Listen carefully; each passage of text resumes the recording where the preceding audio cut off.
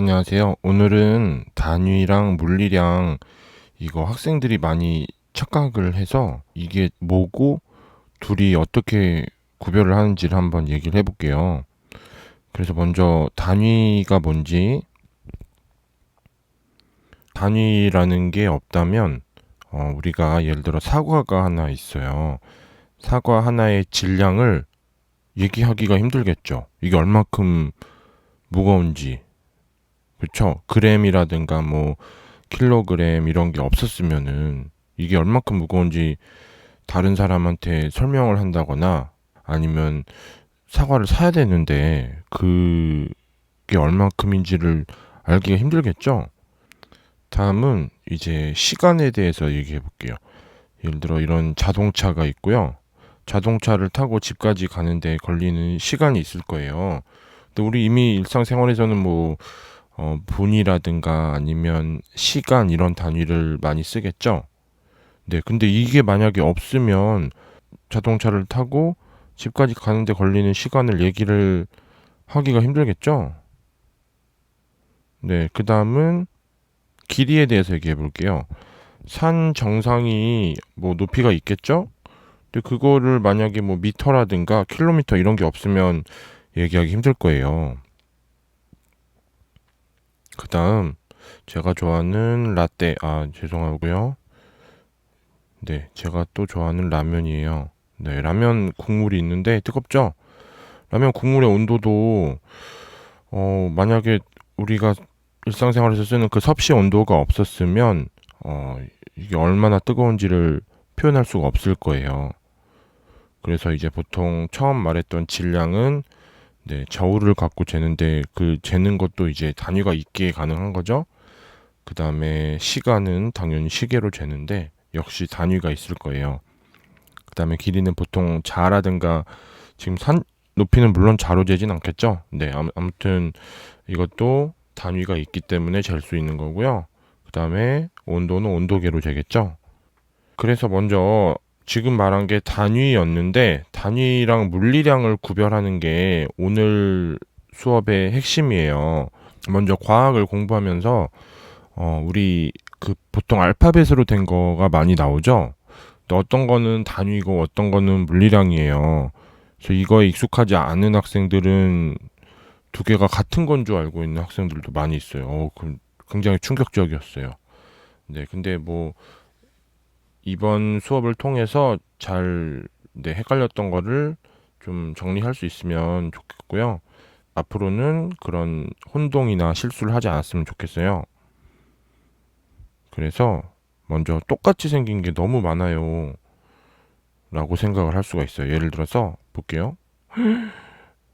네, 지금 여러 개가 나왔는데, 어, 뭔가 똑같은 것 같으면서도 아닌 것 같고, 막 이런 애들이 여러 개가 있어요. 네, 근데 자세히 들여다보면 다른 것 같긴 한데, 뭐가 다르다고 이렇게 설명을 하기가 좀 그래요. 그래서 이제 묵직한 팩트를 하나 말씀드리면은, 똑같이 생기지 않았어요. 네. 지금 똑같은 게 다 두 개씩 있죠? 물론 중간에 식이 두 개 있어가지고 걔는 빼고 보면은 그래서 먼저 단위가 어떤 건지부터 정확하게 얘기를 해볼게요. 단위를 왜 쓰는지는 아까 얘기한 걸로 짐작을 할 수 있겠죠? 단위라는 게 없으면은 우리가 일상생활에서 여러 가지 그 양들을 측정하는데 좀 쉽지가 않겠죠? 이해를 하기가. 네. 그래서 단위는 보통 숫자랑 함께 나와요. 단위만 나오는 그런 경우는 없어요. 그래서 예를 들면은 뭐 10m per sec 이렇게 나오든가 뭐 20kg. 근데 뭐 킬로그램만 나온다든가 미터 per sec 이것만 나온다든가 하는 경우 없죠. 단위는 보통 숫자랑 같이 나옵니다. 그리고 글자가 누워 있지 않고 서 있어요. 예를 들어 지금 똑같은 G가 두 개가 있는데 왼쪽 거는 옆으로 살짝 누워 있어요. 그쵸? 근데 하나는 단위고 하나는 단위가 아니에요. 우리가 아는 G가 두 개가 있어요. 이미 잘 알고 있는 게. 근데 단위에 해당하는 거는 서 있는 거가 단위예요. 그램. 다들 알죠? 질량의 단위죠. 그 다음에 M도 두 개가 있어요. 그래서 왼쪽 거는 살짝 누워 있죠. 오른쪽 건 똑바로 서 있고, 그쵸? 근데 하나는 단위고 하나는 단위가 아니에요. 그래서 오른쪽에 서 있는 게 단위고요. 미터죠? 네, 그 다음에 S도 마찬가지예요. 이것도 하나는 누워 있고 하나는 서 있는데 이 중에 하나만 단위예요. 당연히 서 있는 거고요. 각각이 다 뭔지는 얘기할 수 있나요? 네. 그리고 단위는 공식으로 잘 등장하질 않아요. 뭐 지금 공식 몇 개를 한번 볼게요. F는 MA, P는 MV, 그 다음에 I는 F 델타 T 이런 거 다 잘 알고 있는 거죠, 우리. 근데 이 중에 단위 하나도 없어요. 네, 그게 무슨 말이냐면 여기 F, MA, P, MV, I, F 델타 T 전부 다 단위가 아니란 소리예요. 아, 물론 이제 이 양들은 단위를 갖고 있는 양인데 이 자체가 단위가 아니란 소리예요. 네, 착각하면 안 되고요. 그래서 F가 이제 힘인데 보통 뭐 10뉴턴 이렇게 단위 갖고 있죠. 근데 이 F 자체가 단위가 아니란 소리예요. 여기 나와 있는 M은 질량의 M이죠. 미터의 M이 아니고. 그렇죠? 질량은 당연히 그램이나 킬로그램으로 나타내고요. 이런 식으로 여기 나와 있는 것들 자체가 단위는 아니에요. 이 양들 하나하나는 다 각자의 단위로 된 그런 양을 갖고 있겠지만 이 알파벳들이 단위는 아닌 거예요. 아셨죠? 이제 단위를 알아봤으니까 물리량을 볼게요. 물리량은 이제 보통 공식에 나와요. 방금 공식 여러 개 봤었죠? 걔네들이 전부 다 물리량이에요. 알겠죠? 보통 이제 별량이라고도 해요. 변하는 양이라고 해서 variable이라고도 하죠. 네, 이거랑 같은 어간을 가진 단어 많이 알고 있나요? 뭐 vary라는 것도 있고 뭐 variation도 있고 뭐 various 뭐 이런 거 있죠. 네, 다 아는 단어죠? 네, 갑자기 분위기가 영어 시간이 됐네요. 그리고 이제 물리량은 값을 가져요. 아까 나왔던 거 여러 개들이 있죠. 뭐 F 그다음에 M 이런 거 전부 그 안에 값이 들어있는 거예요. 그쵸? 물론 물리량 앞에도 숫자가 올 수 있어요. 근데 이제 보통은 그 물리량 자체가 값을 갖고 있는 거죠. 예를 들어 F가 20뉴턴이다. 뭐 이런 식으로. 그렇죠?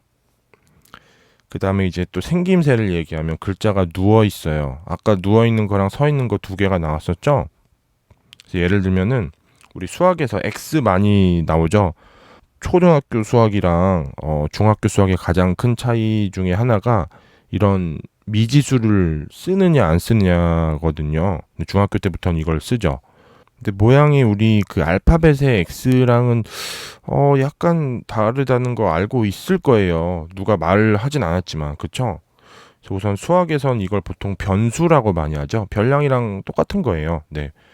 변하는 그런 수고요. 보통 X는 이제 수만 갖는 경우가 많죠. 단위는 없이. 그리고 이거를 이렇게 선분 두 개를 그냥 대각선으로 그어서 X를 쓰는 방식으로는 안 쓰죠. 네. 어떻게 쓰냐면 요런 식으로 써요. 그렇죠. 다들 이렇게 쓰나요? 아니 저만 이렇게 쓰나요? 네. 대부분 다 이렇게 쓰죠. 네. 그게 왜 그런 거냐면 사실 누워 있는 걸 표현하려고 그러는 거예요. 알겠죠? 저 갑자기 또 분위기가 글씨 연습이 됐네요. 네, 이번에는 G를 두 개 볼게요. 보시면 하나는 옆으로 살짝 누워 있고 하나는 똑바로 서 있죠. 근데 글씨 모양 자체가 좀 알아보기 힘들 수 있는데 우선 그럼 지금까지 얘기한 내용을 토대로 살펴보면 하나는 물리량이고 하나는 단위겠죠. 어떤 게 어떤 건지 찾을 수 있겠어요? 네, 그래서 왼쪽에 조금 누워 있는 게 물리량이고 오른쪽에 살짝이 아니죠. 완전히 서 있는 게 단위겠죠. 각각이 뭐를 나타내는지도 얘기할 수 있나요? 먼저 왼쪽에 살짝 옆으로 기울어 있는 거는 보통 중력 가속도를 나타낼 때 사용하죠. G. 그 다음에 오른쪽 거는 그램이죠. 그램. 네, 노트북 아니고요. 네, 질량의 단위죠. 그래서 지금 물리량은 이 왼쪽에 누워있는 G죠. 값은 약 9.8인 거 다들 알고 있죠. 단위는 미터 퍼 세크 제곱. 네. 다 아는 거죠, 이거? 네. 얘 말고 이번에 아까 봤던 공식들 다시 한번 볼게요. 여기 나와 있는 F, M, A, P, M, V, I, F, 델타 T 전부 다 물리량이죠. 얘네들은 각각 다 또 숫자랑 단위를 갖고 있겠죠. 얼마인지 뭐 몰라도 보통 그런 걸 구하는 게 문제겠죠. 그렇죠? 그래서 아까 이제 봤던 거를 이제 다시 한번 표현을 해볼게요. 그래서 물리량과 단위를 모두 이용해서 먼저 사과 같은 경우에 사과 하나의 질량을 물리량이랑 단위를 모두 써서 한번 표현을 해볼게요. 그냥 하나의 예예요. 뭐 문제가 있는 건 아니니까. 먼저 질량은 보통 m으로 나타내죠. 이건 물리량이죠. 그래서 옆으로 기울인 m인데 값이 약 300g이라고 할게요. 그 300g의 g는 똑바로 서 있는 g겠죠. 이건 단위예요. 이 g가 무슨 값을 갖는 게 아니에요. 알겠죠? 그 다음에 아까 나왔던 자동차로 집까지 가는데 걸리는 시간. 시간이니까 당연히 t를 쓰겠죠. time. 그죠? 그 다음에 뭐 30분이라고 하면 초로 바꾸면 1800초겠죠. 뭐 30분이라고 해도 되고요. 네. 근데 보통 과학 문제에서는 초를 많이 써요. 그러면 여기 앞에 나와 있는 t는 약간 기울어져 있고 얘는 물리량이겠죠.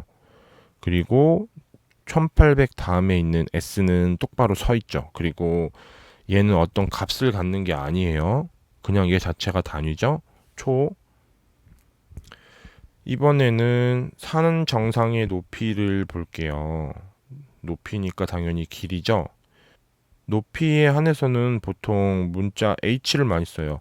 height라는 단어 알아요? 영어 단어인데, 네. 그래서 이제 여기 h는 살짝 기울어져 있으니까 얘는 물리량에 해당하겠죠? 그쵸? 우리 그 자유낙하 운동 할 때도 t초 동안 떨어진 거리 구하는 공식도 있었어요. 뭐 h는 2분의 1 gt의 제곱 이런 거 있었죠. 네. 근데 아무튼 여기서는 뭐 400m라고 할게요. 여기 뒤에 있는 m은 똑바로 서 있죠. 아까 사과 질량 구할 때 m이랑은 생긴 게 다르고 갖고 있는 특성도 많이 다르죠. 아까 사과 질량에서 m은 그 자체가 값이랑 단위를 다 갖고 있었어요.